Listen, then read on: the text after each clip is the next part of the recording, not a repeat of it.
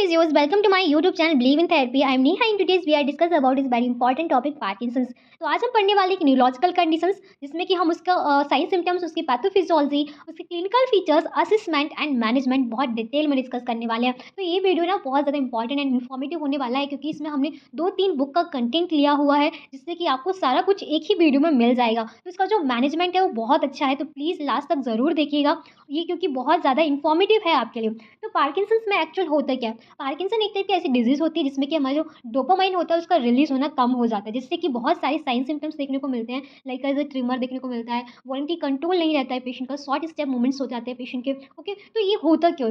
Actual में क्या होता है कि ये सारे जो हमारे वॉलंटरी मूवमेंट्स हो गए और ये हमारी जो मोटर्स एक्टिविटी हो गई, हमारी मस्कुलर एक्टिविटी हो गई, तो इसके लिए रिस्पॉन्सिबल होते हैं हमारा बेसल गैंग्लिया। तो बेसल गैंग्लिया के फंक्शंस क्या क्या होते हैं? ये हमारे रिस्पॉन्सिबल है मसल टोन को कंट्रोल करने के लिए, मोटर एक्टिविटी को कंट्रोल करने के लिए, हमारे जो कॉन्शियस सबकॉन्शियस मूवमेंट्स होते हैं उनको रेगुलेट करने के लिए, हमारी रिफ्लेक्स मस्कुलर एक्टिविटी को कंट्रोल करने के लिए, हमारे एरोजल मैकेनिज्म होते हैं उनको कंट्रोल करने के लिए। तो इन सारी चीज़ों के लिए ये रिस्पॉन्सिबल होता है। तो जब हमारे जो बेसल गैंग्लिया है उसमें ही डीजनरेशन हो जाएगा, डीजनरेटिव चेंजेस हो जाएंगे, तो इससे क्या होगा? ये सारे जितने सारे फंक्शंस हैं वो अफेक्ट होंगे। जब फंक्शंस अफेक्ट होंगे तो हमारी बॉडी पे कोई भी कंट्रोल ही नहीं रहेगा, हमारी बॉडी पे कोई भी वॉलंटरी कंट्रोल नहीं रहेगा। तो इससे आपको ये सारे सिम्टम्स देखने को मिलेंगे पेशेंट में, जैसे कि मसल्स रिजिडिटी हो गई, ट्रीमर्स हो गया, ब्रेडिकाइनेसिया होगा, तो इस टाइप के सिम्टम्स देखने को मिलते हैं। तो इससे पार्किंसंस में होता है क्या? एक टाइप का ये डीजनरेटिव डिसऑर्डर होता है जिसमें जो कि सेंट्रल नर्वस सिस्टम पे होता है, जिसमें हमारे मोटर स्किल्स, स्पीच और फंक्शंस मोस्टली अफेक्ट होते हैं। अब हम समझते हैं इसकी डेफिनेशंस के बारे में। तो पार्किंसंस है कि एक टाइप का स्लोइंग प्रोग्रेसिव डिजीज़ है,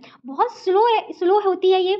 स्टार्टिंग में आपको पता नहीं चलेगी। स्लोइंग प्रोग्रेसिव डिजीज है जिसमें कि हमारा डीजनरेशन हो जाता है कौन सी सेल्स का? बेसल गैंग्लिया का और हमारे सबस्टेंशिया निग्रा। तो सबस्टेंशिया निग्रा भी एक पार्ट है हमारे बेसल गैंग्लिया का। तो वहाँ पे जब डीजनरेशन हो जाता है जिससे कि हमारा जो डोपामाइन है वो डेफिसिट हो जाता है। डोपामाइन डेफिसिट हो जाता है जिससे कि हमारा जो न्यूरोट्रांसमीटर है वो डोपामाइन का रिलीज प्रॉपर तरीके से नहीं करते हैं, जिससे कि हमें आगे चल के ये ब्रेडिकाइनेसिया, ये काइनेसिया जैसे सिम्टम्स देखने को मिलते हैं। तो जो पार्किंसन डिजीज एक second most common neuro degenerative disease है जो कि हमें ओल्ड एज में मोस्टली देखने को मिलता है, जो कि 50 टू 65 ईयर के बीच में पेशेंट जो कंप्लेंट रहती है इस टाइप की। Male are more affected than females. Okay, तो हम नेक्स्ट समझते हैं ये क्या है। इसके जब हम एग्जामिन करते हैं थ्रू द माइक्रोस्कोपिक एग्जामिन करेंगे तो वहाँ पे आपको देखने को मिलेगा कि जो हमारी सबस्टेंशिया निग्रा है, क्योंकि बेसल गैंग्लिया में हमारा जो मोस्ट पार्ट जो इफेक्ट हो रहा है वो सबस्टेंशिया निग्रा है। तो जब सबस्टेंशिया निग्रा को हम एग्जामिन करेंगे माइक्रोस्कोपिक तो वहाँ पे देखने को मिलेगा सबस्टेंशिया निग्रा के चारों साइड कुछ राउंडेड इंक्लूजन हो जाता है। तो राउंडेड इंक्लूजन हो जाता है उसे हम बोलते हैं Lewy body, Lewy body in Parkinson's. ठीक है, तो क्या हमें जब माइक्रोस्कोपी देखें तो वहाँ पे लेवी बॉडी देखने को मिलेगा,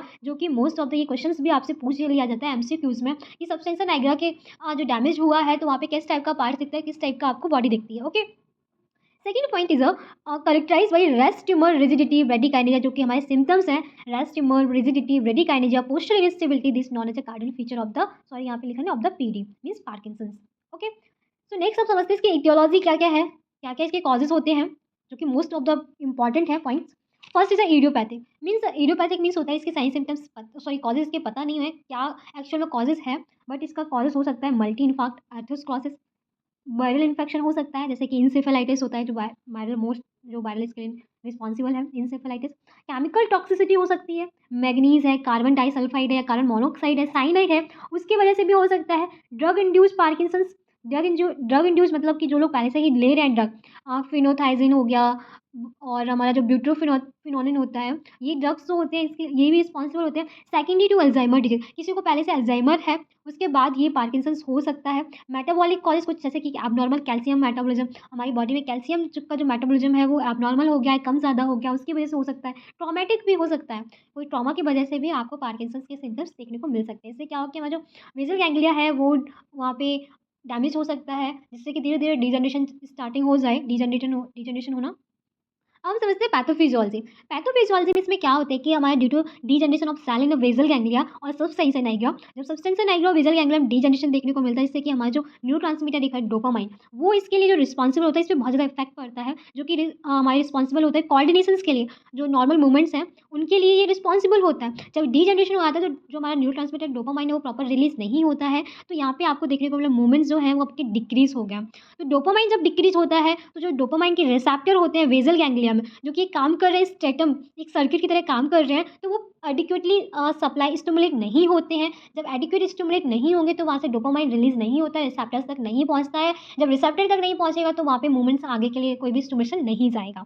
ओके, तो ये होता है हमारा एक जो पूरा पैथोलॉजी होती है जिसमें कि जो इनहिबिटरी इन्फ्लुएंस होते हैं, कोलिनर्जिक पाथवे होता है वो बहुत ज़्यादा डिक्रीज हो जाता है, जिससे कि हमारे जो सिम्टम्स देखने को मिलते हैं रिजिडिटी, ब्रेडिकाइनेसिया, ट्यूमर्स एक्सटॉल। ओके, तो ये सारे सिम्टम्स देखने को मिलते हैं। सो फर्स्ट पॉइंट है डिस्ट्रक्शन ऑफ सो पैथोफिजियोलॉजी में क्या है, destruction of dopamine neural cell in substantia nigra and basal ganglia.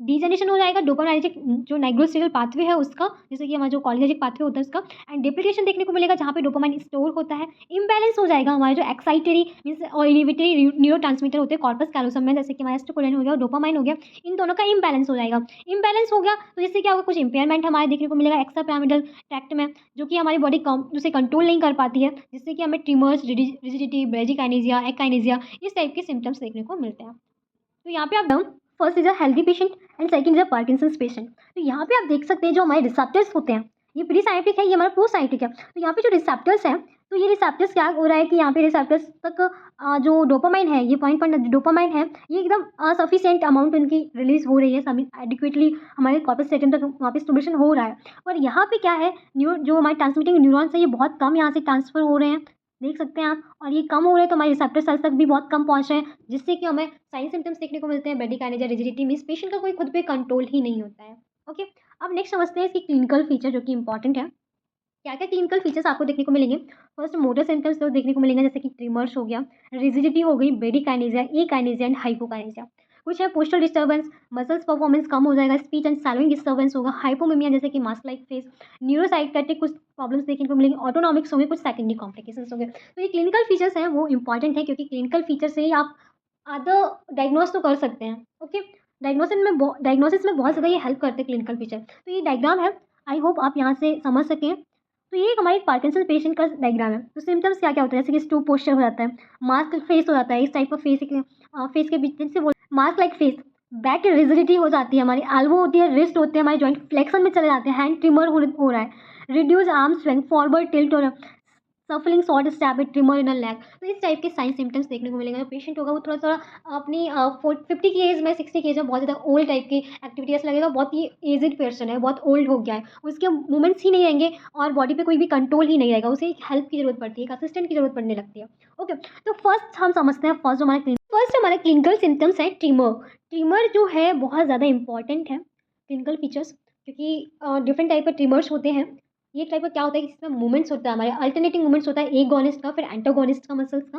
Okay, and इसमें क्या होता है, इनवॉलेंटरी एक ऑसिलेशन होता है बॉडी पार्ट, जिसकी फ्रीक्वेंसी रहती है 3.5 to 7 हर्ट्ज। तो ये बहुत इंपॉर्टेंट पॉइंट है कि जो मोमेंट्स ऑसिलेशन हो रहा है उसकी फ्रीक्वेंसी कितनी होती है। तो जो ट्रिमर होते हैं वो डिफरेंट टाइप के होते हैं, रेस्ट ट्रिमर होता है, एक पोस्टल ट्रिमर होता है, एक्सन ट्रिमर होता है, इंटरनल ट्रिमर होता है। तो ये क्या होता है कि रेस्ट ट्रिमर मीन्स जैसे कि नाम से इसमें समझ आ रहा है रेस्ट है, जब पेशेंट रेस्टिंग पे होता है तो उस टाइम उसकी बॉडी में ट्रिमरिंग होती है, ऑसिलेशन होता है, और जैसे ही वो वॉलंटरी कंट्रोल उस पर करता है तो वैसे ही हमारा जो ट्रिमर है वो डिसअपियर हो जाता है। मोस्ट ऑफ द ये हैंड और फुट में होता है, वन साइड देखने को मिलेगा, हैंड और फुट पे ही देखने को मिलेगा जब आपका कोई वॉलंटरी मूवमेंट्स नहीं है। जैसे आपने वॉलंटरी उस पर ध्यान दिया, आपने जैसे उस एरिया पे ध्यान, जैसे हैंड में हमारी ट्रिमरिंग हो रही है, हम जब रेस्टिंग पे हैं, जैसे ही हमने फोकस किया अपने हैंड पे तो वहाँ पे क्या हुआ, वॉलंटरी कंट्रोल हुआ और ट्रिमरिंग वहाँ पे डिसअपियर्स हो गए।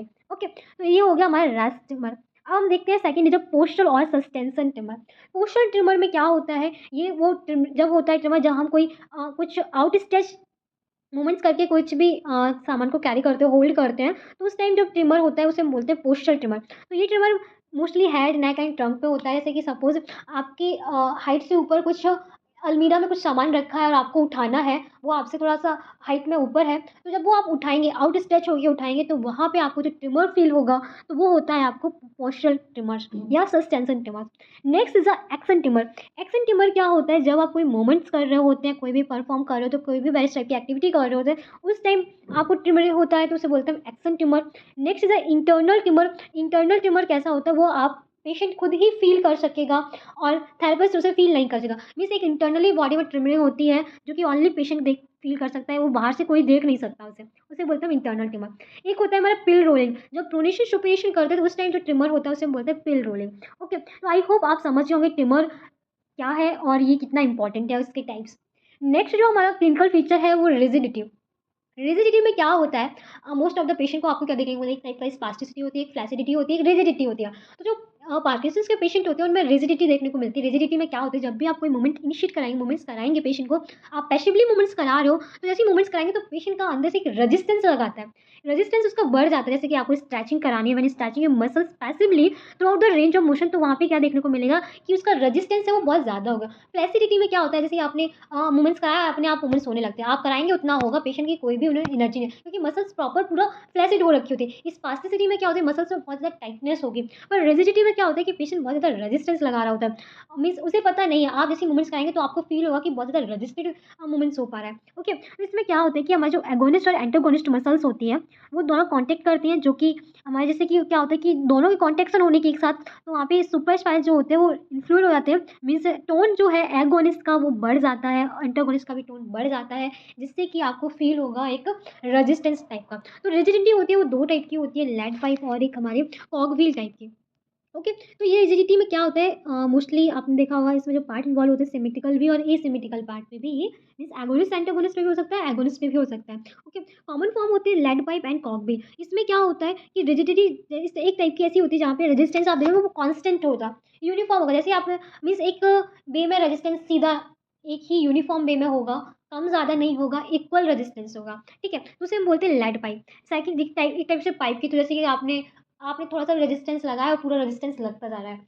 और कॉकव्हील क्या होता है, एक व्हील लाइक होता है। थोड़ी देर के लिए रेजिस्टेंस ज़्यादा होगा, फिर स्लो हो जाएगा, फिर ज़्यादा होगा, फिर स्लो। जैसे कि ये टाइप का कॉकव्हील होता है।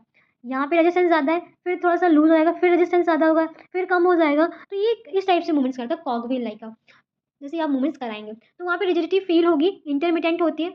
मीन्स थोड़ी-थोड़ी देर के लिए रेस्टिंग पे होता है, मीन्स रिलैक्स होता है, फिर से रेजिस्टेंस बढ़ता है, फिर रिलैक्स होता है, बट यूनिफ़ॉर्म वे में होती है। Rigidity affect mostly proximal muscles first, जैसे कि हमारे शोल्डर हो गया, नेक होगी, एंड टंग इम्पेयर होता है। टंग जब इम्पेयर हो जाता है रिजिडिटी से, तो ब्रीदिंग प्रॉब्लम भी हो जाती है, रिस्ट्रिक्शन होता है चेस्ट वॉल में, ब्रीदिंग प्रॉब्लम होने लगती है पेशेंट को। ओके, तो आई होप आप रिजिडिटी समझ गए होंगे। दो टाइप की होती है, लेड पाइप एंड कॉकव्हील। कॉकव्हील में क्या होता है कि इंटरमिटेंट टाइप की होती है, थोड़ी देर रेजिस्टेंस, फिर कम रेजिस्टेंस हो जाएगा, फिर रेजिस्टेंस, फिर कम। लेड पाइप में क्या होता है, कॉन्स्टेंट वे में होती है, प्रॉपर एक यूनिफॉर्म वे में होती है, जैसे कि आप पूरा जितना मूवमेंट्स कराएंगे उनमें एक इक्वल रिजिडिटी रहेगी। ओके, सब second is a sorry third हमारा जो क्लिनिकल फीचर है वो ब्रेडिकाइनेसिया है। ब्रेडिकाइनेसिया में क्या होता है कि स्लोनेस मूवमेंट्स हो जाती है, पेशेंट कोई भी मूवमेंट जैसे इनिशिएट करता है बहुत स्लो मूवमेंट होता है, इनिशिएट करने में उससे बहुत ज़्यादा प्रॉब्लम होती है। Bradykinesia slowness initiating the voluntary movements, कोई वॉलंटरी मूवमेंट को इनिशिएट करने में बहुत ज़्यादा स्लोनेस होगी, means decrease amplitude and intensity of contraction, बहुत कॉन्टेक्शन जो है वो इसकी इंटेंसिटी कम हो जाती है, इसलिए बहुत ज़्यादा स्लो मूवमेंट्स होते हैं। पेशेंट जो होता है उसकी यूजली क्या कंप्लेन रहती है मोस्ट ऑफ द पेशेंट के, कि difficulty in rolling in a bed, bed पे रोलिंग होने में, fine motor coordination like a buttoning of the shirt and combing, इस टाइप की जो हमारी ईडीएल की एक्टिविटीज़ होती हैं, डेली एक्टिविटीज़ होती हैं, वो उन्हें करने में प्रॉब्लम होती है। पेशेंट बेड रोलिंग नहीं कर पाता है इजीली, वो सुपाइन से प्रोन नहीं हो पाता है, सुपाइन से सिटिंग नहीं हो पाता है, क्योंकि मूवमेंट बहुत ज़्यादा स्लोनेस मूवमेंट हो जाते हैं, क्योंकि उन्हें कोई स्टिमुलेशन मिल ही नहीं रहा है, मसल्स की कॉन्टेक्ट रिलैक्स हो ही नहीं रही है प्रॉपर तरीके से। Okay, next is a bradykinesis में ड्यू टू इनेबिलिटी और deficiency of the basal ganglia to integrate sensory information, means basal ganglia की में जो डोपामाइन है वो उसकी डिफिशिएंसी हो रही है और इनेबिलिटी हो गई है, मीन्स मूवमेंट्स करने में, जिससे कि हमारी जो सेंसरी इन्फॉर्मेशन है वो प्रॉपर तरीके से पहुंचती नहीं है, जैसे कि मोटर इन्फॉर्मेशन भी नहीं आती है। सो नेक्स्ट इज ई काइनेसिया। ई काइनेसिया में क्या होता है, ये भी सेम इस टाइप का ही होता है, इसमें कि पेशेंट को वॉलंटरी मूवमेंट्स जो करने में, इनिशिएट करने में इनेबिलिटी हो जाती है, वो मूवमेंट को इनिशिएट नहीं कर पाता है। तो इसमें क्या होता है, पेशेंट मोस्टली एक एग्जाम्पल के तौर पर हाइपोमीमिया देखने को मिलता है, मास्क फेशियल एक्सप्रेशन, जिसे हम बोलते हैं मास्क लाइक, एक फेशियल जो एक्सप्रेशन होते हैं वो मास्क लाइक फेशियल एक्सप्रेशन होते हैं, जो कि ई काइनेसिया में देखने को मिलते हैं। नेक्स्ट इज अ हाइपोकाइनेसिया। हाइपोकाइनेसिया जो कि हमारे स्लोनेस्ट मूवमेंट है, रिड्यूस मूवमेंट है, मीन्स मॉडरेट और सीवियर, जब पार्किंसंस हो जाता है तब ये हाइपोकाइनेसिया देखने को मिलता है, इसे बोलते हैं माइक्रोग्राफिया। मीन्स जब भी वो लिखने की कोई कोशिश करेगा तो वहाँ पे स्मॉल राइटिंग होगी, मीन्स बहुत शॉर्ट शॉर्ट स्टेप की वजह से वो प्रॉपर राइटिंग भी नहीं कर पाता है पेशेंट, तो उसमें क्या होता है, इतना स्लोनेस्ट मूवमेंट हो जाता है, जिसे हम बोलते हैं hypokinesia. Next is a postural disturbance. Postural disturbance में क्या होता है कि पोस्चरल जो रिफ्लेक्सेस होते हैं वो फेल हो जाते हैं। पोस्चरल रिफ्लेक्सेस में क्या होता है कि हमारे जो पेशेंट होता है वो प्रॉपर्ली कोई भी प्रोप्रियोसेप्शन या काइनेस्टेटिक इन्फॉर्मेशन होती है वो रिसीव ही नहीं कर पाते हैं, उसे सेंसेशन रिसीव ही नहीं होते हैं। जब सेंसेशन रिसीव नहीं होंगे तो मोटार स्टिमुलेशन नहीं जाएगा। ओके, तो यहाँ पे क्या होता है, जो हमारे जो पेशेंट होता है पीडी का, मीन्स पार्किंसंस का, तो वो क्या मोस्टली अपनी आप को मेंटेन करने के लिए, अपनी बॉडी को कंट्रोल करने के लिए, तो जो मसल्स होती है, रिजिड बॉडी होती है, इनेबिलिटी होती है उसे मूवमेंट्स करने में, तो उसे मेंटेन करने की कोशिश करते हैं। तो वो मेंटेन कैसे करते हैं, वो अपना बेस ऑफ सपोर्ट से मेंटेन करने की कोशिश करते हैं, बट उनसे नहीं हो पाता है। There is a decrease in base of support and patient experience difficulty during dynamic destabilising activity. जब बेस ऑफ सपोर्ट पेशेंट का कम हो जाता है तो वो फील करता है कि कोई भी डायनेमिक मूवमेंट्स आप कोई भी एक्टिविटी कर रहे हो तो उसका कुछ भी पुअर रिस्पॉन्स मिलता है, मीन्स बैलेंस होता है बहुत ज़्यादा पुअर हो जाता है, जिसमें कि पर्टर्बेड बैलेंस, मतलब कि पेशेंट को थोड़ा सा भी धक्का लगाओ पेशेंट तुरंत फॉल हो जाएगा, उसका इतना भी कंट्रोल नहीं रहता है बेस ऑफ सपोर्ट कम होने की वजह से। जब बेस ऑफ सपोर्ट ज़्यादा होता है तो हम स्टेबिलिटी मेंटेन करते हैं, स्टेबल रहते हैं, पर यहाँ पे बेस ऑफ सपोर्ट बहुत कम हो गया तो पेशेंट को थोड़ा सा भी धक्का लगता है पेशेंट तुरंत ही फॉल हो जाता है। Second point, he does not properly receive proprioceptives and kinesthetic inputs. कोई भी प्रोप्रियोसेप्टिव या काइनेस्टिक इनपुट को प्रॉपर्ली वो रिसीव नहीं कर पाता है क्योंकि उसकी जो एंटी ग्रेविटी मसल, जिससे कि क्या होता है कि हमारे जो एंटी ग्रेविटी मसल्स होते हैं जो कि हमें स्टेबलाइजेशन प्रोवाइड करती है, स्टेबल करती है बॉडी को, वो बहुत ज़्यादा वीक हो जाती हैं, जिससे कि क्या देखने को मिलता है, स्टू पोस्चर करता है पेशेंट खुद को मेंटेन करने के लिए, खुद को ग्रेविटी के अगेंस्ट मेंटेन करने के लिए वहाँ पे पेशेंट का क्या होता है कि स्टू पोस्चर होने लगता है क्योंकि फॉलिंग के चांसेस बहुत ज़्यादा बढ़ जाते हैं। इसमें क्या होता है, नेक फ्लेक्स होगी, टंग और हिप और नी फ्लेक्स हो जाते हैं। तो ये क्यों होते हैं, क्योंकि उसकी एंटी ग्रेविटी जो मसल्स हैं वो बहुत ज़्यादा वीक हो गई हैं और उसके सेंसरी रिसीव जो कि प्रोप्रियोसेप्टिव काइनेस्टिक इनपुट भी प्रॉपर्ली रिसीव नहीं हो पा रहे हैं, तो खुद की बॉडी को मेंटेन करने के लिए पेशेंट ऐसे करता है, ठीक है, मीन्स स्टूप पोस्चर वाली पोजिशन में ज़्यादा जैसे धीरे धीरे उसका पोस्चर ही स्टूप हो जाता है। We are also experience frequent fall and fall injury, बहुत ज़्यादा पेशेंट ये होप आप यहाँ तक समझ गए होंगे। So next is a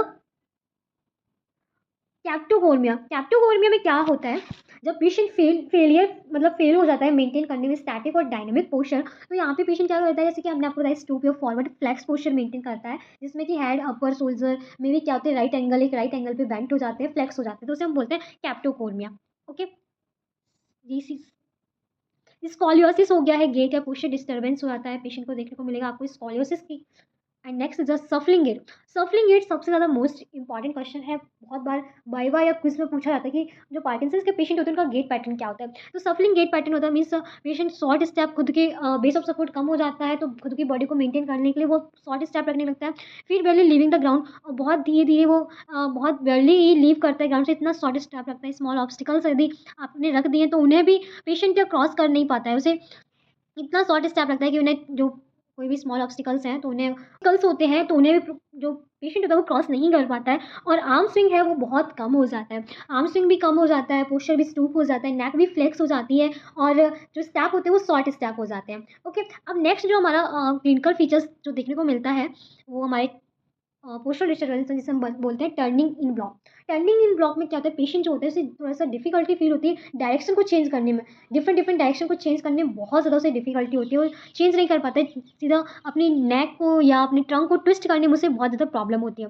so rather than usual of twisting neck and trunk, pivoting on the toes को मूवमेंट्स करने में, क्योंकि नेक और ट्रंक जो बहुत ज़्यादा रिजिड हो जाती है, जिसमें कि पेशेंट को टर्न होने में बहुत स्मॉल स्टेप को लेना पड़ता है। नेक्स्ट पॉइंट है जो कि फेस्टिनेशन, जो कि इंपॉर्टेंट टर्म है, इसमें क्या है, इसे हम बोलते हैं एक कॉम्बिनेशन होता है हमारे स्टूप पोस्चर, इम्बैलेंस और शॉर्ट स्टेप, इन जो गेट पैटर्न का शॉर्ट स्टेप है, तो इसको एक टाइप का एक कॉम्बिनेशन, चारों चीज़ें मिलकर कॉम्बिनेशन करते हैं, इसमें कि पेशेंट को मोस्ट ऑफ द देखने को मिलता है कि पेशेंट क्या करता है, चलने की कोशिश करता है, फास्ट चलने की कोशिश करता है और स्टेप शॉर्ट हो रहे हैं, पोस्चर भी स्टूप है, नेक फॉरवर्ड है, आर्म स्विंग भी कम हो रहा है, तो इसमें पेशेंट के फॉल के चांसेस बहुत बढ़ जाते हैं। वो शॉर्ट स्टेप रखेगा पर पूरा अपना जो वेट है वो टो पे ट्रांसफर करेगा और स्पीडली मूवमेंट्स करने की कोशिश करेगा, फास्ट एंड फास्ट, लास्ट में क्या होता है वो फॉल हो जाता है, तो उसे हम बोलते हैं फेस्टिनिस। तो जो पार्किंसंस के पेशेंट होते हैं उन्हें बहुत ज़्यादा फॉलिंग के चांसेस, फॉल इंजरी बहुत ज़्यादा होती है क्योंकि वो बहुत थोड़ा सा वो स्पीड में चलने की कोशिश करते हैं और वो फॉल हो जाते हैं। Next is a muscles performance. अब इनका मसल्स परफॉर्मेंस कैसा रहता है, ये हमारे क्लिनिकल फीचर्स और बहुत इंपॉर्टेंट है। इसमें क्या होता है कि मसल्स वीक हो जाती हैं, मसल्स वीक हो जाने की वजह से मूवमेंट इनिशिएट नहीं कर पाता है पेशेंट, उसकी स्ट्रेंथ है मसल्स की वो कम हो जाती है। डोपामाइन थेरेपी क्या करती है, डोपामाइन जो थेरेपी होती है वो हमारी स्ट्रेंथ को इंक्रीज करती है। जब डोपामाइन ही कम हो रहा है तो हमारी जो मसल्स है, जो पार्किंसंस का पेशेंट है उसकी मसल्स की जो स्ट्रेंथ है धीरे धीरे रिड्यूस हो जाती है, मीन्स वहाँ पे टॉर्क प्रोडक्शन हो जाता है। अभी टॉर्क प्रोडक्शन क्या है वो समझ, एक टॉर्क प्रोडक्शन हो जाता है जिससे कि हमारी जो एक्टिविटी है उनमें लिमिटेशन आ जाता है और मसल्स वीकनेस हो जाती है। Reduce in strength in evidence of the patient with Parkinson's, this torque production, torque का प्रोड्यूस हो जाने की वजह से हमारी जो मूवमेंट्स की जो लिमिटेशन होती है, एक्टिविटी होती है, उनमें लिमिटेशन आ जाती है, मसल्स हमारी वीक हो जाती है। डोपामाइन थेरेपी काम क्या करती है, हमारी स्ट्रेंथ को इंक्रीज करने का, और जो हम पेशेंट जो होता है डिफिकल्टी फेस करता है उस, क्योंकि डोपामाइन रिलीज नहीं होता है, कोई भी जो भी सिक्वेंशियल टास्क होते हैं उन्हें परफॉर्म करने में बहुत ज़्यादा डिफिकल्टी होती है उसे। मसल्स वीक है, मसल्स स्ट्रेंथ बहुत ज़्यादा कम है तो मूवमेंट्स भी नहीं होंगे और आपको टास्क करने में, एक्टिविटी करने में डिफिकल्टी होगी। Next point is a dystonia. तो डिस्टोनिया क्या होता है? डिस्टोनिया मतलब कि जब मसल्स की टोन है वो कम हो जाती है तो उसे हम बोलते हैं डिस्टोनिया। मीन्स पेशेंट का टोन कम हो जाती है तो एक पेनफुल ट्विस्टिंग मसल्स कॉन्ट्रेक्शन देखने को मिलता है, जो कि मोस्टली अफेक्ट करता है हमारे फुट और एंकल को। एक ट्विस्टिंग होती रहेगी, पिंचिंग होती रहेगी, उसकी मसल्स एक होता रहेगा। पेशेंट को ये कंप्लेन है कि धीरे मसल्स पेन हो रहा है, मस्कुलर पेन हो रहा है, बॉडी पेन हो रहा है। वो इसलिए क्योंकि उसकी मसल्स की टोन है वो बहुत ज़्यादा कम हो जाती है। ओके, नेक्स्ट अब समझते हैं कुछ सेंसरी सिम्टम्स। सेंसरी सिम्टम्स क्या क्या होते हैं? पेशेंट के 50% पेशेंट होते हैं जो फील करते हैं, एक्सपीरियंस करते हैं paraesthesia, pain, sensation of numbness, tingling, cold, aching pain and burning pain. तो 50% पेशेंट की ये कंप्लेंट रहती है, वो ये सारी चीज़ें फील करते हैं। अब नेक्स्ट जो हमारे सिम्टम्स हैं, डिस्फेजिया मीन्स क्लिनिकल जो फीचर्स अभी हम डिस्कस कर रहे हैं, तो बहुत सारे क्लिनिकल फीचर होते हैं, वो सारे इंपॉर्टेंट है तो इसलिए अच्छे से पढ़ना। डिस्फेजिया क्या होता है? मीन्स हमारे इम्पेयर हो जाता है सैलोइंग। पेशेंट होता है वो सैलो ही नहीं कर पाता है प्रॉपर तरीके से, जिसे बहुत ज़्यादा प्रॉब्लम फेस करनी होती है क्योंकि हमारा जो टंग है और थ्रोट है उसका जो कोऑर्डिनेशन है वो प्रॉपर नहीं हो पाता है, तो इनेबिलिटी हो जाती है कोऑर्डिनेट करने में फूड। तो इससे क्या होता है कि फूड का जो थ्रोट में पुलिंग नहीं हो पाता है। इस pulling of food in a throat is a very difficult क्योंकि कोऑर्डिनेशन नहीं हो पा रहा है, चोकिंग हो जाती है। 90% पेशेंट ऐसे देखेंगे चोकिंग हो जाती है, मीन्स एस्पिरेशन देखने को मिलेगा निमो, जिससे कि एस्पिरेशन होगा pneumonia due to impaired swallowing. Impaired swallowing होने की वजह से हमारा जो फूड है वो हमारी विंड पाइप में भी चला जाता है। निमोनिया हो सकती है, एस्पिरेशन हो सकता है, पेशेंट एस्पिरेट कर सकता है। तो ये सारी प्रॉब्लम भी पेशेंट को फेस करनी पड़ती हैं। तो ये बहुत ज़्यादा एक टिपिकल होता है पेशेंट को ये सारी चीज़ें फ़ील करना। बहुत ज़्यादा पेशेंट साइकोलॉजिकली वो डिप्रेस हो जाता है इन सारी चीज़ों की वजह से। ओके, नेक्स्ट जो हमारा सिम्टम्स है जिसे हम बोलते हैं ड्रूलिंग। ड्रूलिंग मतलब कि जो सलाइवा का ड्रूल होना, मीन्स इसमें कि जो सलाइवा होता है वो स्प्लिंग कर जाती है माउथ से। जैसे ही पेशेंट बैठेगा लेटेगा तो माउथ है वो माउथ से जो सलाइवा वो स्प्लिंग करती रहेगी, बस उसे वो सलाइवा को सैलो ही नहीं कर पाएगा, बट एक्सेसिव प्रोडक्शन होता रहेगा। तो एक्सपीरियंस करता है पेशेंट एक्सेसिव ड्रूलिंग जिसे हम बोलते हैं सियालोरिया। इसमें क्या होता है कि पेशेंट बहुत ज़्यादा ड्रूलिंग करता है, इसमें क्या होता है कि सलाइवा का प्रोडक्शन तो बढ़ता जाता है पर सैलोइंग जो है वो बहुत कम होता जाता है। सलाइवा बहुत ज़्यादा बन रही है पर वो सैलो नहीं कर पा रहा है। नेक्स्ट जो हमारा क्लिनिकल फीचर जैसे हम बोलते हैं स्पीच डिसऑर्डर। पेशेंट को स्पीच डिसऑर्डर हो जाता है, पेशेंट प्रॉपर तरीके से अपनी बात नहीं बोल पाता, एक जो आर्टिकुलेशन होता है वो नहीं हो पाता, मीन्स मोनोटोनिक स्पीच। एक बार उसने कुछ बोलना स्टार्ट किया वो बोले जा रहा है कहीं स्टॉप नहीं करेगा। तो ये सारा प्रॉब्लम होती है, हॉर्सनेस आ जाती है, ब्रीदिंग लाइक वॉइस वॉल्यूम है वो कम हो जाता है। तो ये सारा पेशेंट फील करता है, फेस करता है, जैसे कि decrease voice volume, monotonic speech, vocal quality कम हो जाती है, हॉर्सनेस आ जाती है, ब्रीदिंग हार्श स्पीच हो जाती है। तो ये सारी कंडीशंस पेशेंट को फेस करनी होती है। डिसआर्थरिया में क्या होता है? डिफिकल्टी होती है पेशेंट को articulation of the speech. Okay, next क्या क्लिनिकल फीचर है? Depression and anxiety. तो जो पेशेंट होता है वो बहुत ज़्यादा डिप्रेस हो जाता है। 40% पेशेंट की जो कंप्लेंट रहती है वो डिप्रेशन की रहती है। क्यों रहती है? क्योंकि डिफिशियंसी हो गई डोपामाइन की, सेरोटोनिन की, एपिनेफ्रिन की। तो ये जो सारे हार्मोन्स हैं ये रिस्पॉन्सिबल होते हैं हमारे एक हैप्पीनेस के लिए। बट जब ये रिलीज़ कम होंगे तो पेशेंट जो होगा बहुत ज़्यादा डिप्रेस हो जाता है। जैसे कि हमने जितनी सारी क्लिनिकल फीचर्स बताए, जितनी सारी साइन सिम्टम्स बताए, तो पेशेंट को फील कैसे करेगा? Feeling as like a guilt, hopeless, worthless, loss of energy and poor concentration. तो पेशेंट की कंप्लेंट रहती है कि उसे बहुत होपलेसनेस फील होता है, उसमें कोई भी कुछ भी ऐसा उसकी लाइफ में कोई भी ऐसा मोटिवेशन टाइप की चीज़ नहीं रही है, बर्थलेस, लॉस ऑफ एनर्जी, उसकी बॉडी में कोई एनर्जी ही नहीं है। तो ऐसा कुछ पेशेंट को फील होता रहता है। ओके, नेक्स्ट जो हमारा क्लिनिकल फीचर जिसे बोलते हैं न्यूरोसाइकेट्रिक। न्यूरोसाइकेट्रिक में क्या होता है? जो पेशेंट होते हैं उन्हें डेमेंशिया हो जाता है, मीन्स पेशेंट की मेमोरी धीरे धीरे लॉस होने लगती है। वो सोच ही नहीं पाते, उनके आइडियाज़ जो होते हैं ब्रेन में आइडिया नहीं आते, थॉट प्रोसेस है वो धीरे धीरे कम हो जाता है।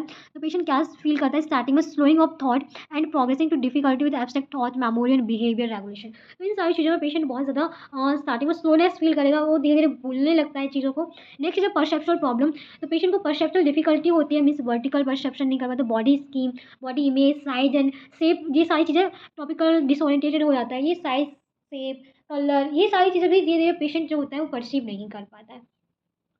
तो आई होप आप यहाँ तक समझ गए होंगे।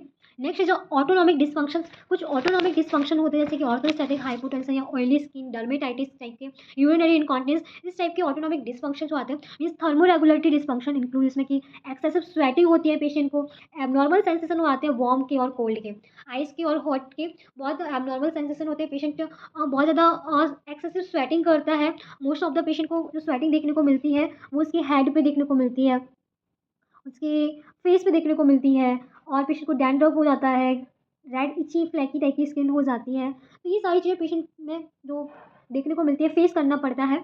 एक्सेसिव, ये पॉइंट इंपॉर्टेंट है, excessive oil secretion, gastrointestinal disorder देखने को मिलता है, पुअर मोटिलिटी हो जाती है, चेंज इन एपेटाइट, स्लोरिया हो जाता है, मीन्स ड्रूलिंग होना, सलाइवा ड्रूलिंग, वेट लॉस देखने को मिलता है, कॉन्स्टिपेशन कॉमन प्रॉब्लम देखने को मिलती है पार्किंसंस के पेशेंट में, यूरिनरी इनकॉन्टिनेंस देखने को मिलता है पार्किंसंस के पेशेंट में। तो आई होप आप समझ पा रहे होंगे, ये थोड़ा सा वीडियो है वो लॉन्ग हो रहा है और हम इसमें सारे पॉइंट कवर कर रहे हैं, हम कोई भी सब पॉइंट को स्किप नहीं कर रहे हैं। ओके, नेक्स्ट है सेकेंडरी कॉम्प्लिकेशंस। सेकेंडरी कॉम्प्लिकेशंस क्या क्या और देखने को मिल सकती है, एंकल स्वेलिंग देखने को मिल सकती है पेशेंट को, एक्सेसिव स्वेलिंग फीट में, क्योंकि मसल्स मूवमेंट नहीं हो पा रहा है, काफ मसल्स मूवमेंट नहीं कर पा रही है, तो स्वेलिंग देखने को मिल जाती है। विजुअल प्रॉब्लम हो जाती है पेशेंट को कंप्लेन होती है हमारे डबल विजनिंग का। एंड निस्टैग्मस होता है, निस्टैग्मस में क्या होता है कि रिदमिकली ऑसिलेटिव मूवमेंट होता है हमारी आई बॉल का, आई बॉल इनवॉलेंटरी मूवमेंट्स करती है, फिक्स नहीं हो पाती है। Decrease joint range of motion कम हो जाती है। एंड मसल्स एट्रोफी देखने को मिलेगी, वीकनेस देखने को मिलेगी, पेशेंट की कंप्लेंट रहती है। वेट एंड जो वेट होता है पेशेंट का वो धीरे धीरे कम होने लगता है, कॉन्स्टिपेशन हो जाता है पेशेंट को due to decrease movement of bowel and bladder. Okay, यहाँ पे वेट लॉस था, sorry, weight loss. Okay, next is sexual desire में भी रिड्यूस, उसे कोई भी डिजायर नहीं रहती है।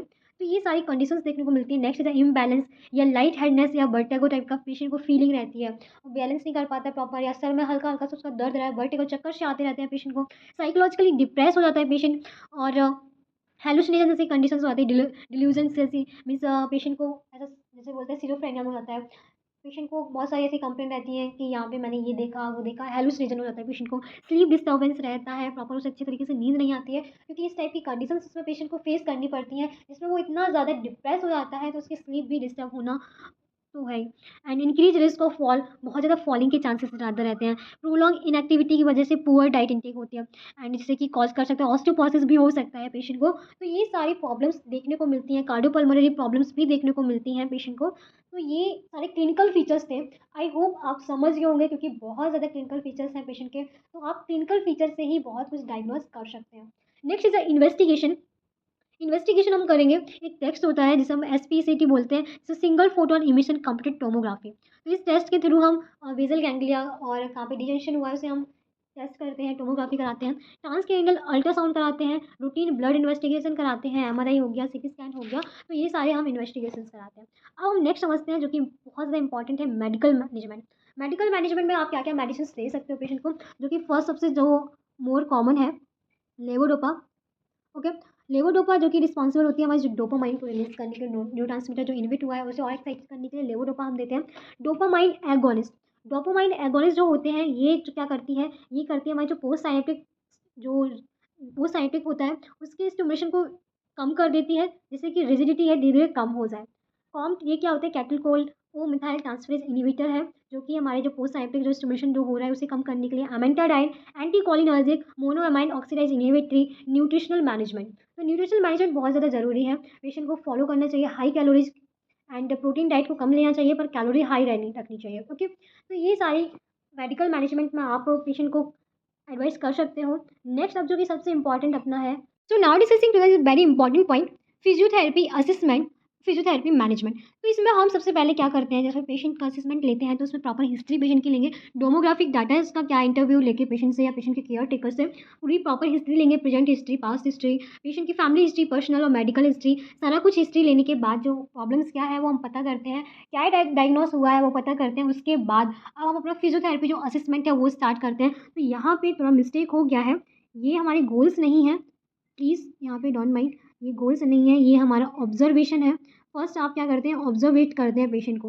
ओके, तो ऑब्जर्वेशन में आप क्या करेंगे, सबसे पहले पेशेंट की जो कैसा वो दिख रहा है ऑब्जर्व, क्योंकि हमें ऑब्जर्वेशन में क्या है कि अब पेशेंट कैसा अभी जो कंडीशन है उसमें ऑब्जर्व करना है, उसे टच नहीं करना है। तो हम ऑब्जर्व करते हैं जनरल बोल्ट, कैसा पेशेंट है, मीजोमॉर्फिक है, एंडोमॉर्फिक है, हेल्दी पेशेंट है या बहुत वीक पेशेंट है, ये हम ऑब्जर्व कर सकते हैं।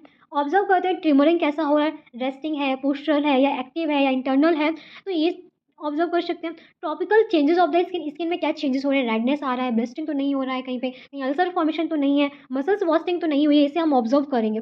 ओके, चेक करेंगे फेशियल एक्सप्रेशन पेशेंट के कैसे हैं, फेशियल एक्सप्रेशन लेस और मास्क लाइक फेस तो नहीं है। ऑब्जर्व करेंगे सलाइवा ड्रूलिंग तो नहीं हो रहा है पेशेंट का। ऑब्जर्व करेंगे पेशेंट का पोस्चर कैसा है, पेशेंट किस पोजीशन में लेटा है, सुपाइन में है, लाइंग में है, सिटिंग में है। यदि पेशेंट चल पा रहा है तो उसका गेट पैटर्न ऑब्जर्व कर सकते हैं। यदि जो स्टू पोस्चर तो नहीं है, पेशेंट यदि कुछ कर रहा है तो हम वहाँ पे देखेंगे कि किस टाइप का ट्यूमर हो रहा है, मसल्स एक्टिविटी कैसी हो रही है, पेशेंट कितना परसीव कर पा रहा है, सेंसेशन हम चेक कर सकते हैं। ओके, तो ये सारे हम ऑब्जर्वेट करेंगे। सेंसेशन तो हम ऑब्जर्व नहीं कर सकते, एग्जामिन करेंगे, सॉरी। तो हम समझते हैं हम एग्जामिनेशंस में क्या करेंगे। एग्जामिन जो आप करते हैं वो हम प्रॉपर पेशेंट की क्या हायर फंक्शन को एग्जामिन करते हैं, मेमोरी कैसी है, कॉन्सियसनेस अभी जो लेवल ऑफ कॉन्सियसनेस कैसा है, इंटेलिजेंस बिहेवियर ओरिएंटेड है पेशेंट की, नहीं है, टाइम से लेके ओरिएंटेड है, प्लेस से लेके ओरिएंटेड है। तो ये सारी चीज़ें चेक करेंगे, एग्जामिन करेंगे। And next is a patient जो है उसकी मेमोरी लॉस हुई है, अल्टर्ड बिहेवियर हो रहा है, स्पीच डिसऑर्डर है, परसेप्शुअल प्रॉब्लम है, डेमेंशिया हो रहा है। तो ये सारी चीज़ें आपको वहाँ पे एग्जामिन करना है। पेशेंट से कैसे एग्जामिन करेंगे, पेशेंट से पूछ सकते हैं आप, पेशेंट के अटेंडर के बारे में पूछ सकते हैं, पेशेंट से पूछ सकते हैं अभी क्या टाइमिंग हुआ, दिन है या रात है। पेशेंट को कुछ कैलकुलेट कराने को बोल सकते हैं, 2 या 2 कितने होते हैं, 4 होते हैं, ये कितनी उंगली है। ऐसे करके आप इंटेलिजेंस उसको बातचीत करके उसके बिहेवियर को चेक कर सकते हो। Okay, and next is speech will be hypophonia, monotonic, speech की क्वालिटी कैसी, सॉफ्ट है, हॉर्स है, मोनोटोनस है। तो ये सारा एग्जामिन करना है पेशेंट। ओके, एंड फर्स्टेटिंग तो नहीं हो रहा है, मीन्स फॉलिंग के चांसेस तो नहीं है पेशेंट जब चलता है। तो ये सारी चीज़ें देखना है। There will be disorder, means difficulty हो रही है पेशेंट को आर्टिकुलेट करने में, स्पीच आर्टिकुलेशंस में। मसल टोन असेसमेंट करेंगे, वो मसल टोन असेसमेंट करते हैं हम, कोई पैसिवली रिपीटेटिव मूवमेंट्स कराएंगे तो उससे आपको टोन्स भी पता चल जाएगा, रिजिडिटी है या स्पास्टिसिटी है या फ्लैसिडिटी है। Most of the patient Parkinson में आपको रिजिडिटी ही देखने को मिलेगी। नेक्स्ट क्या एग्जामिन करेंगे, टाइटनेस ऑफ मसल्स की टाइटनेस को वो चेक करेंगे। आपको सारे ये जो रिपीटेटिव मूवमेंट्स कराएंगे, पैसिव रिपीटेटिव मूवमेंट्स कराएंगे तो उससे आपको पता चल जाएगा। एग्जामिन करेंगे पेशेंट की रेंज ऑफ मोशन को, एंड सॉरी यहाँ पे ज्वाइंट बाई गोनियोमीटर, गोनियोमीटर के थ्रू से, गोनियोमीटर की हेल्प से आप एग्जामिन कर लेंगे। And next is examine to pattern of the bradykinesia और ए काइनेज से जो मूवमेंट्स हो रहे हैं, इनिशिएट करने में कितना प्रॉब्लम हो रहा है, पेशेंट इनिशिएट कर पा रहा है, पेशेंट से बोलेंगे आप अपने हाथ को उठाओ तो पेशेंट उठा पा रहा है या नहीं उठा पा रहा है, तो ये एग्जामिन करना है। टेस्टिंग करना है ब्रेडी काइनेज की टाइमिंग कितनी देर में कर पा रहा है, कितनी देर में आपका जो सेंसेशन है, आपने जो बोला वो उसे परसीव कर पा रहा है। पेशेंट से बोलेंगे आप touch to the opposite shoulder, trunk bending, hip abduction, कोई भी कमांड आप दे सकते हो पेशेंट को जिससे कि आपको वहाँ पे पता चल जाएगा ब्रेडी काइनेज के बारे में। आपने बोला अपोजिट फिंगर को टच करना है, अपोजिट शोल्डर को टच करना है, अपोजिट ईयर को टच करना है, तो इससे पेशेंट कितने में इनिशिएट कर पा रहा है मूवमेंट्स, वो आपको पता लगेगा। Next is a tapping the foot on the ground, tap करना है ग्राउंड पे फुट को, तो इससे क्या होगा कि आपको असेस कर पाएंगे कि नंबर ऑफ टैपिंग कराएंगे, रिपीटेटिव कराएंगे, जिससे कि आपको पता चल जाएगा उसका गेट पैटर्न कैसा है। ओके, तो ये सारे आपको एग्जामिन करने होते हैं जो कि मोस्ट बहुत ज़्यादा इंपॉर्टेंट है। और क्या एग्जामिन करेंगे, रिफ्लेक्स एग्जामिन करेंगे, सुपरफिशियल और deep reflexes with the help of the hammer. Okay, assess करेंगे कोऑर्डिनेशन और बैलेंस, कोऑर्डिनेशन बैलेंस कैसा है, गेट असेसमेंट करेंगे, गेट पैटर्न क्या है, time up and go test कराएंगे। ओके, चेक करेंगे ब्रीदिंग पैटर्न कैसा है, चेक करेंगे मसल्स का एंड्योरेंस स्ट्रेंथिंग पावर कैसा है, फंक्शनल एडीएल एवेल्युएशन कराएंगे। तो ये बहुत ज़्यादा इंपॉर्टेंट पॉइंट्स होते हैं जो कि आपको बहुत ध्यान रखने हैं। ओके, आई होप आप यहाँ तक समझ गए होंगे कि आपको करना क्या है, असेसमेंट कैसे लेना है, कैसे पेशेंट की हिस्ट्री लेनी है, ऑब्जर्वेशन करनी, एग्जामिन करना है। देन उसके बाद अब आपको फिजियोथेरेपी मैनेजमेंट स्टार्ट करना है। तो फिजियोथेरेपी मैनेजमेंट है जो कि बहुत ज़्यादा इंपॉर्टेंट है। ओके, तो इसमें सबसे पहले आपकी कुछ एम होनी चाहिए। तो एम क्या होते हैं, जैसे कि हमें साइकोलॉजिकली सपोर्ट प्रोवाइड करना है पेशेंट को, पेशेंट की जॉइंट की रेंज ऑफ मोशन को इंप्रूव करना है, मेंटेन करना है, कॉन्ट्रैक्चर यदि हुआ है, डिफॉर्मिटी यदि है तो उसे प्रिवेंट करना है, मसल्स को कोई भी डीकंडीशनिंग है कार्डियोवास्कुलर सिस्टम में तो उसे प्रिवेंट करना है, फिजिकली पेशेंट को फिटनेस करा रखना है, इंप्रूव कराना है, रिजिडिटी है या ट्रिमर है उसे कम करना है, मूवमेंट्स प्रॉपर एक रिदम में हो पाए वो आपको एक उसका एम होना चाहिए। जो भी साइकोलॉजिकली साइको सोशल सपोर्ट दे कि आप डिप्रेशन को भी प्रिवेंट करा सकते हैं, गेट ट्रेनिंग करानी है आपको, मसल्स का कार्डियोवास्कुलर एंड्योरेंस को भी इंप्रूव कराना है। तो कुछ गोल्स होते हैं, गोल्स होने के बाद आप क्या करेंगे, प्लान्स करते हैं। ठीक है, गोल रखने चाहिए हमेशा। तो प्लान करने से पहले आपको एक चीज़ हमेशा याद रखनी है, पेशेंट को आप कभी भी कोई ऐसा फॉल्स होप ना दें, पेशेंट को निगेटिवली थॉट से आप पेशेंट को इंक्रेज ना करें, इंकरेज। ओके, तो ये एक इंपॉर्टेंट पॉइंट होता है, जो बहुत सारे पेशेंट होते हैं फॉल्स होप देते हैं, आपको फॉल्स होप नहीं देनी है पेशेंट को। ओके, और पेशेंट को मोटिवेट करना बहुत ज़रूरी है। स्टार्टिंग में आपको फिजियोथेरेपी की इंपॉर्टेंस बतानी है कि आप क्या करने वाले हो और पेशेंट को मोटिवेट करना है। उसके बाद आप ट्रीटमेंट स्टार्ट करेंगे। तो फर्स्ट जो आपका ट्रीटमेंट है वो स्टार्ट होता है हमारे रिड्यूस रिजिडिटी। सो फर्स्ट जो हमारा मैनेजमेंट है, जिसमें कि आपका एम रहता है, फर्स्ट यहाँ पे हमारी सब हेडिंग है रिड्यूस रिजिडिटी। रिजिडिटी को रिड्यूस करने के लिए, कम करने के लिए आप क्या कराएंगे, कुछ जेंटल एक्सरसाइज कराएंगे, जेंटल रॉकिंग एक्सरसाइज इन्हें बोलते हैं, जो कि यहाँ पे डायग्राम में आप देख रहे हैं, ये हमारी रॉकिंग एक्सरसाइज है। ओके, तो ये एक्सरसाइज कराएंगे, रोटेशनल एक्सरसाइज कराएंगे स्लो और रिदमिक पैटर्न में, जिससे कि हमारी रिजिडिटी है मसल्स की वो कम हो जाती है। पीएनएफ टेक्निक जो कि बहुत ज़्यादा इसके लिए एक बेनिफिशियल इफेक्ट्स इससे देखने को मिलते हैं, बहुत ज़्यादा इसका बेनिफिशियल इफेक्ट होगा पीएनएफ का। ये हेल्प करता है रिजिडिटी को कम करने के लिए। वेस्टिबुलर स्टिमुलेशन जो कि हम स्विस बॉल की हेल्प से करते हैं, वेस्टिबल को स्टिमुलेट करते हैं। And at home use of rocking chair, home घर पे आप एक्सरसाइज कर सकते हो एक चेयर का यूज़ करके। ओके, जनरल रिलैक्सेशन टेक्निक्स करा सकते हो, रिलैक्सेशन टेक्निक जैसे कि डीप ब्रीदिंग एक्सरसाइज हो गई, रोटेशनल एक्सरसाइज हो गई, मेडिटेशन हो गया, पीआरई एक्सरसाइज हो गई, मीन्स प्रोग्रेसिव रिलैक्सेशन एक्सरसाइज हो गई, रेपिटेटिव एक्सरसाइज हो गई, रिलैक्सेशन। और जो ऑडियो टेप्स होती हैं, मीन्स एक हल्का सा साउंड में एक सॉन्ग लगा के भी आप रिलैक्स कर सकते हैं, होम एक्सरसाइज हो गई। तो ये सारी एक्सरसाइज क्या होती है, रिलैक्सेशन टेक्निक्स होती हैं, जो कि आपके रिड्यूस करती हैं रिजिडिटी को। ओके, अब सेकेंड जो एम होता है वो हमारा होता है to maintain joint range of motion. Joint की रेंज ऑफ मोशन को मेंटेन करने के लिए आप क्या करेंगे, जेंटल स्ट्रेचिंग है, स्ट्रेचिंग के साथ साथ जॉइंट मोबिलाइजेशन टेक्निक्स होती है जो कि हेल्प करती है टाइटनेस को कम करने के लिए, सेल्फ स्ट्रेचिंग एक्सरसाइज होती है। आप ब्रेस का यूज़ कर सकते हो लॉन्ग टाइम तक स्ट्रेच करने के लिए मस्कुलर फाइबर को। आप अगेंस्ट द बॉल आप एक्सरसाइज कराने की बोल सकते हो पेशेंट को, एक कॉर्नर होता है रूम का, उसके अगेंस्ट आप एक्सरसाइज कराने को पेशेंट को बोल सकते हो। तो ये सारी जो एक्सरसाइज होती है रेंज ऑफ मोशन में मेंटेन करने के लिए हेल्प करती हैं। तो इसका कुछ टाइमिंग होता है, 15 to 30 सेकंड के लिए आपको सेल्फ स्ट्रेचिंग करनी, 3 to 5 टाइम आपको रिपीट करना है। ओके, तो ये सारी हमारी एक्सरसाइज हैं जो कि बहुत ज़्यादा इंपॉर्टेंट है। Next is a passive positioning. तो पोजिशनिंग भी इंपॉर्टेंट होती है। क्या क्या इसका पोजिशनिंग क्या करती है, हमारी फ्लेक्सिबिलिटी और मोबिलिटी को इंक्रीज करती है। मीन्स हम पोजिशनिंग रखेंगे थॉरसिक और नेक को एक्सटेंशन के लिए। क्या होता है, पेशेंट का स्टूप पोस्चर होता है जिसमें कि नेक और थॉरसिक होता है वो फ्लेक्स हो जाता है, इस टाइप का देखने को मिलेगा। ठीक है, थोड़ा सा पेशेंट का ये हमारा हेड हो गया और ये स्टूप पोस्चर देखने को मिलता है ऐसा। ठीक है, तो अब क्या करना है, हमें थॉरैक्स और नेक को एक्सटेंड कराना है। तो इसमें क्या जो पोजिशनिंग रखेंगे, prone on elbow, prone extension, standing ball pushup, corner pushup. तो ये जो हेल्प करते हैं हमारे जो पेशेंट है उसे नेक और थॉरैक्स का एक्सटेंशन के लिए। You can see this diagram, ये हमारा बॉल एक्सटेंशन है या कॉर्नर से पुशअप बोल सकते हैं, स्टैंडिंग पुशअप है जो कि हेल्प करता है नेक को और थॉरैक्स को एक्सटेंशन में। ओके, और हम क्या कर सकते हैं, पीएनएफ टेक्निक करा सकते हैं, रिदमिक वे में एक्सरसाइज करा सकते हैं जो कि एक्सट्रीमिटीज़ के लिए होगी, हमारे लोअर एंड अपर एक्सट्रीमिटीज़ के। बैड मोबिलिटी एक्टिविटीज़ करा सकते हैं, रोलिंग है, सुपाइन है, सिटिंग है। पेल्विक मोबिलिटी एक्सरसाइज करा सकते हो, anteriorly posture, side to side exercise करा सकते हैं स्विस बॉल के साथ। वेट शिफ्टिंग एक्सरसाइज करा सकते हैं अपर एक्सट्रीमिटीज़ की एंड देन लोअर एक्सट्रीमिटीज़ की। रीचिंग जो होता है, रीचिंग बैलेंस टेस्ट होता है वो यूज़ करा सकते हैं। रीचिंग बैलेंसिंग होती है, मीन्स कुछ सामान रख दिया आपने टेबल पे और पेशेंट से बोलना है आपको उसे उठाना है, और धीरे इसमें क्या होता है कि उस हैंड में स्ट्रेचिंग होती है। तो ये आप एक्टिविटीज़ करा सकते हो, किसी भी डायरेक्शन में आप प्रैक्टिस करा सकते हो पेशेंट को, जो कि हमारे टर्म को और हमारी एक्सट्रीमिटीज़ को प्रमोट कराती है, उसके मूवमेंट को, रोटेशनल मूवमेंट्स को और ज़्यादा प्रमोट कराती है। तो आई होप आप समझ रहे हो कि पोजिशनिंग कराना कितना ज़्यादा इंपॉर्टेंट है, जिसमें कि बैड मोबिलिटी एक्टिविटीज़ हैं, पेल्विक मोबिलिटी एक्टिविटीज़ है, वेट शिफ्टिंग एक्सरसाइज है। तो ये बहुत ज़्यादा इंपॉर्टेंट होती है। Okay, next is a improve balance. Balance को इम्प्रूव कराने के लिए क्या करेंगे, आप बैलेंस ट्रेनिंग देंगे पेशेंट को, जो कि आपके स्टार्ट होती है lower COG to higher COG तक। जितना कम सीओजी होगी उतना ज़्यादा बैलेंस रहेगी पेशेंट की बॉडी। फिर क्या करेंगे, धीरे धीरे आपको सीओजी को हाई पर ले जाना है, जिससे कि पेशेंट थोड़ा बहुत स्टेबल कर पाए खुद को। ट्रेनिंग देनी है वेट शिफ्टिंग की, both sitting and standing positioning में। Okay, and slide push, patient को बोलना है, आप आँख बंद करके खड़े होना है आपको, और थेरेपिस्ट क्या करेगा, थोड़ा स्लाइटली पुश करेगा। तो यहाँ पे थोड़ा बैलेंसिंग को मेंटेन करना होता है, क्योंकि पेशेंट ज़्यादातर क्या होता है, फॉलो हो जाते हैं, कोऑर्डिनेट बैलेंस नहीं कर पाते बॉडी को। तो इसलिए आपको प्रैक्टिस करानी है बैलेंस को मेंटेन करने के लिए। रीचिंग एक्टिविटीज़ करानी है, जैसा कि हमने आपको बताया, कोई भी ऑब्जेक्ट रख देंगे थोड़ा सा पेशेंट से दूर, और पेशेंट से बोलना है आपको बिना कोई भी डायनामिक कोई भी मूवमेंट्स किए हुए स्टैटिक एक ही पोजीशन में खड़े होकर उस या कोई बॉल पे आपने स्टिक कर सकते हैं, उसे टच करना है या उस ऑब्जेक्ट को आपको उठाना है। तो ये आपकी क्या होती है, रीचिंग एक्टिविटीज़ होती है।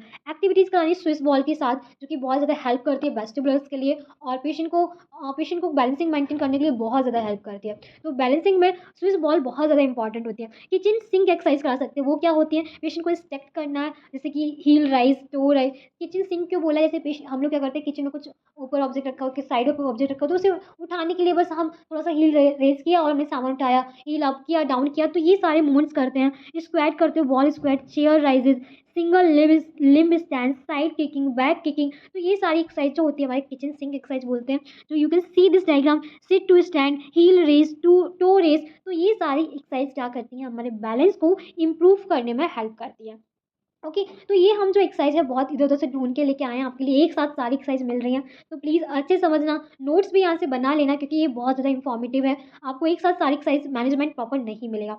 Next is improve motor control and motor endurance. कैसे आप मोटर कंट्रोल कराएंगे पेशेंट को, तो वहाँ पे आपको पेशेंट को सिखाना है one moments feel difficulty in carrying out, कोई भी मोमेंट्स जो होते हैं डबल टास्क होते हैं पेशेंट को वो करने में थोड़ा सा डिफिकल्टी होती है। तो हमें यहाँ क्या करना है, मोटर स्टिमुलेट कराना है। तो हम एक साथ दो दो टास्क देंगे पेशेंट को, जो कि जिससे कि उसके मोटर स्टिमुलेशन है वो फिर से स्टिमुलेट हो सकें, रिफ्लेक्सेस एक्टिविटी हो सकें। कॉम्बिनेशंस कराएंगे एक साथ मूवमेंट्स का, स्लोइंग धीरे धीरे मूवमेंट्स कराएंगे, धीरे धीरे स्टार्ट करेंगे एंड पेशेंट को स्टार्ट करेंगे, टीच करेंगे, सिखाएंगे उसे rolling, supine to sitting, sitting to standing and command देंगे please sit to stand, sit to walk, इस टाइप की कमांड देंगे जिससे कि पेशेंट जल्दी से जल्दी मोटर्स एक्टिविटीज़ के मोटर रिस्पॉन्सेस दे सके, पेशेंट स्टिमुलेट हो सके उसके रिफ्लेक्सेस। एंड इसमें याद रखना है कि avoid the moment where attention is divide, कि ऐसे जब पेशेंट को दो दो आपने टास्क दिए हैं तो इस टाइप में मोमेंट्स को अवॉइड करना है। बस टास्क देने हैं आपको, पर मोमेंट्स करेगा पेशेंट तो फॉल हो जाएगा, क्योंकि वो एक साथ दो टास्क जो हैं अटेंशन इतना नहीं रख पाएगा कि दो टास्क में परसीव कर सके उनकी इन्फॉर्मेशन को, इसलिए फॉलन के चांसेस बहुत ज़्यादा होते हैं। तो इन सारी चीज़ों को भी आपको ध्यान में रखना है। Next is a improve cardiopulmonary endurance, जो कि बहुत ज़्यादा इंपॉर्टेंट है। कोई भी पेशेंट है आपको कार्डियोपल्मोनरी एंडोरेंस इंप्रूव कराना ही कराना होता है। जो भी 5 टू 6 डेज़ बेड पे है तो वहाँ पे उसे ये ट्रेनिंग देना बहुत ज़्यादा ज़रूरी होता है। तो इसमें हम क्या कराते हैं, पेशेंट को मोस्ट ऑफ द पेशेंट को ब्रीदिंग एक्सरसाइज कराते हैं। तो ब्रीदिंग एक्सरसाइज में क्या कराते हैं हम, डायफ्रैग्मेटिक सेगमेंटल ब्रीदिंग एक्सरसाइज कराते हैं, पर्स लिप ब्रीदिंग एक्सरसाइज कराते हैं, जो कि हमारी जो लंग्स की कैपेसिटी है उसे इंक्रीज कर सके। पेशेंट की जो मसल्स की कैपेसिटी है, उस मसल्स की एंडोरेंस, इंस्पेटी और एक्सपाइटी मसल्स होती हैं, उनकी एंडोरेंस को और ज़्यादा इंप्रूव करा सके। एयर शिफ्टिंग टेक्निक्स होती है जिसमें कि साइड टू साइड शिफ्टिंग कराना होता है। पेशेंट को डीप ब्रीदिंग एक्सरसाइज कराते हैं चेस्ट वॉल की मोबिलिटी और वाइटल कैपेसिटी को इंक्रीज कराने के लिए। चेस्ट मोबिलिटी एक्सरसाइज कराएंगे, पीएनएफ कराएंगे रेस्पिरेशन में, इंसेंटिव स्पायरोमेट्री देंगे पेशेंट को, स्पायरोमेट्री के थ्रू पेशेंट से बोलेंगे इनहेल एक्सेल करने का, बैलून ब्लोइंग जो कि पर्सली ब्रीदिंग में मोस्टली कराते हैं, एरोबिक एक्सरसाइज कराएंगे like daily walking, short distancing. Okay, तो ये सारी एक्सरसाइज जो होती है वो कार्डियोपल्मोनरी एंडोरेंस को बहुत ज़्यादा इंप्रूव करती है, स्ट्रेंथ को बहुत ज़्यादा इंक्रीज करती है। तो ये टेक्निक बहुत ज़्यादा इंपॉर्टेंट है। नेक्स्ट हम स्टार्ट करते हैं गेट पैटर्न को मेंटेन करने के लिए। तो जो पेशेंट का गेट पैटर्न होता है वो सफलिंग गेट होता है। तो इसमें क्या होता है, पेशेंट का नैरोइंग बेस ऑफ सपोर्ट हो जाता है जिससे पेशेंट बहुत शॉर्ट स्टेप रखता है। ओके, तो हमें यहाँ पे क्या ट्रेनिंग देनी है, पेशेंट की जो स्ट्राइड है वो लेंथ हो सके। मीन्स जो हमारा गेट पैटर्न होता है दो टाइप के फेज होते हैं, स्टांस फेज और स्विंग फेज। तो हमें क्या करना है, स्टांस और स्विंग फेज को फिर से मेंटेन कराना है। तो इसमें हमारा जो गोल रहता है, स्ट्राइड को हमें लेंथनिंग कराना है और बेस ऑफ सपोर्ट को ब्रॉड कराना है। तो इंप्रूव कैसे, स्टेप जो शॉर्ट शॉर्ट स्टेप कर रहा है पेशेंट उसे इंप्रूव करना है। हील टोज जो मूवमेंट्स हो रहे हैं उसे इंप्रूव कराना है। पैट और कॉन्टरलेटरली जो मूवमेंट्स हैं, आर्म स्विंग के मूवमेंट्स है उसे भी इंप्रूव कराना है। तो कॉन्टरलेटरली मूवमेंट्स कराएंगे पेशेंट को, इप्सिलेटरली मूवमेंट्स कराएंगे पेशेंट को, जिससे कि गेट पैटर्न और ज़्यादा इंप्रूव हो सके। वेट ट्रांसफर कराएंगे, standing on single leg limb and standing on दोनों साथ एक साथ one by one leg standing, फिर अनदर लेग स्टैंडिंग, इस टाइप से स्टैंडिंग कराएंगे पेशेंट को। कुछ ऑब्स्टिकल्स रख के मूवमेंट्स कराएंगे। Okay, high steppage to short in the flexor, high steppage की जो एक हाई स्टैपिज होता है उससे हम मसल्स की स्ट्रेंथनिंग को इंप्रूव कराएंगे। एंड साइड स्टैपिंग मूवमेंट्स कराएंगे, साइड टू साइड पेशेंट को मूवमेंट कराना है, क्रॉस स्टैपिंग मूवमेंट्स कराना है विदाउट किसी सपोर्ट से। हाई स्टैपिज में क्या होगा, पेशेंट को हाई स्टेप देने हैं और वो हाई स्टेप कैसे, पेशेंट तो बहुत शॉर्ट स्टेप रख रहा है तो आप क्या करेंगे, बीच बीच में आप कुछ ऑब्स्टिकल्स इतनी डिस्टेंस की में रख देंगे जिससे कि पेशेंट हाई स्टेप रखे। ओके, ऐसे ऑब्स्टिकल्स रखेंगे जिससे कि पेशेंट को हाई स्टेप लेना ही लेना पड़े। शॉर्ट स्टेप कराएंगे, क्रॉस स्टेप कराएंगे बिना किसी सपोर्ट के साथ, जिससे कि हमारा जो गेट पैटर्न है पेशेंट का वो इंप्रूव होगा। Okay, next is improve. So psychological support की ना बहुत ज़्यादा ज़रूरत होती है, क्योंकि पेशेंट बहुत टाइम से बेड रिडन है और बेड रिडन और इतने सारे क्लिनिकल फीचर जो हम लोग डिस्कस करके आए हैं, इतनी सारी पेशेंट कंडीशंस जो होता है फेस करता है, इसलिए उसे बहुत ज़्यादा डिप्रेस हो जाता है, बहुत ज़्यादा एंजाइटी हो जाती है पेशेंट को। तो वहाँ पे फैमिली मेम्बर्स को सपोर्ट देना बहुत ज़रूरी है। और जो फिजियोथेरेपिस्ट है उसे भी साइकोलॉजिकली सपोर्ट देना होगा और फैमिली मेम्बर्स को भी समझाना है, पेशेंट को भी कॉन्फिडेंट कराना है एंड मोटिवेट करना है पेशेंट को, जिससे कि वो ईजिली और जल्दी से सही हो जाए। तो इसमें क्या होता है, active participation of family members जरूरी रिक्वायर्ड होता है। Second is a patient counselling to increase the confidence and independency. Patient को काउंसिल करना है, आपको काउंसलिंग देनी है जिससे कि कॉन्फिडेंस है और ज़्यादा इंक्रीज हो सके, पेशेंट इंडिपेंडेंटली फिर से सही हो जाए, किसी पर डिपेंड ना रहे। Feeling of hopelessness, dependency, depression should be reduce, क्योंकि पेशेंट को इतने क्या होता है, इतना टाइम से उसे इस टाइप की फेस करता है प्रॉब्लम, जिससे क्या होता है वो होपलेस हो जाता है, होपलेसनेस हो जाती है, उसे कोई भी फीलिंग्स नहीं रहती है, कोई भी ड्रीम्स नहीं रहते हैं उसके, एंड डिपेंडेंसी दूसरों पे डिपेंड हो जाता है, डिप्रेशन हो जाता है पेशेंट को। तो वो सारा कुछ आपको रिड्यूस करना है। Self management skills should be promoted, आपको सिखाना भी है कैसे आपको खुद को मैनेज करना है। Participation of patient into various social activities should be encourage, क्योंकि जब पेशेंट सोसाइटी मेंबर्स में अपने फैमिली मेम्बर से बहुत पार्टिसिपेट करेगा, सोशल एक्टिविटीज़ करेगा, तो वो और सारी चीज़ें वो क्या करेंगे, पेशेंट को और ज़्यादा इनकरेज करेंगे। ओके, तो ये सारी चीज़ें बहुत ज़्यादा इंपॉर्टेंट होती हैं पेशेंट को साइकोलॉजिकली सपोर्ट देंगे। लास्ट जो हमारा एक और मैनेजमेंट रह गया, होम प्रोग्राम। होम प्रोग्राम जो कि इंपॉर्टेंट है, पेशेंट को होम प्रोग्राम जैसे कि फिजियोथेरेपिस्ट का जो सेशन था 20 या 30 डेज़, जो कि 1 महीने 2 महीने जो भी चला, उसके बाद आप होम प्रोग्राम्स भी, होम एक्सरसाइज भी पेशेंट को एडवाइस करेंगे। Teach the patient in relaxation, flexibility, strengthening, mobility and breathing exercise. ये सारी एक्सरसाइज आपको सिखानी है, पेशेंट से बोलना है आपको डेली घर पे, ये सारी चीज़ें, ये सारी एक्सरसाइज करनी है। Avoid prolong period of inactivity, और आपको मीन्स पेशेंट को बताना है कि आपको बहुत टाइम तक इनएक्टिविटी मीन्स मूवमेंट्स, ऐसा नहीं है कि आप ओनली कोई भी मूवमेंट्स कर ही नहीं रहे हो, इनएक्टिव नहीं रहना है लंबे समय तक। Patient should be cautioned against overdoing activity, result excessive fatigue, और बहुत ज़्यादा ओवरडूइंग एक्टिविटी भी नहीं करनी, बहुत ज़्यादा एक्टिविटी नहीं करनी जिससे कि आप एक्सेसिव फटिग हो जाओ। Early morning warm up and calisthenic exercise भी करनी है, जो कि हमने बताया था आपको, ज़मीन पे हम लोग एक्सरसाइज जो करते हैं। Okay, early morning warm up भी करनी है, उसके बाद एक्सरसाइज करनी है। तो ये सारा आपको जो पेशेंट है उसे एडवाइस देनी है, ये होम एडवाइस होती हैं। ओके, तो आई होप आप समझ गए होंगे, जो कि हमने पूरा मैनेजमेंट डिस्कस किया हुआ है, जो कि बहुत ज़्यादा इंपॉर्टेंट है और आपके एग्जाम के लिए बहुत ज़्यादा इंपॉर्टेंट है। तो आई होप ये वीडियो आपके लिए हेल्पफुल रही होगी। वीडियो हेल्पफुल है तो प्लीज़ वीडियो को लाइक करें, चैनल को सब्सक्राइब करें। कोई भी क्वेरी होती है तो कमेंट बॉक्स में कमेंट करके पूछ सकते हैं, और ये नोट्स आपके लिए हेल्पफुल है तो प्लीज़ नोट डाउन कर लेना सारी चीज़ें, क्योंकि आगे ये आपके काम आने वाला है। And thank you so much for keep supporting me.